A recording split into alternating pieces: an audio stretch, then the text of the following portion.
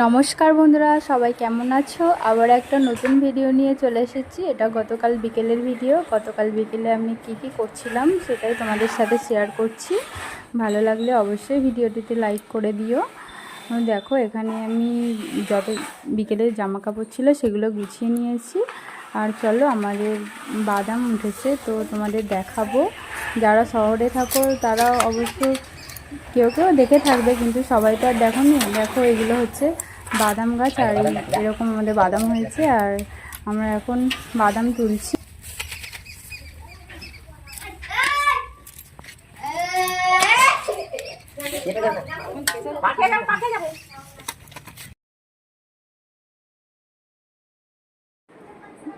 আমি ঘরের মধ্যে চলে এসেছি, আমার বাইরের কাজ হয়ে গেছে। আমার একটা বাজে অভ্যাস আছে, কোথাও গেলে তারপরেই যে আমি জামা কাপড়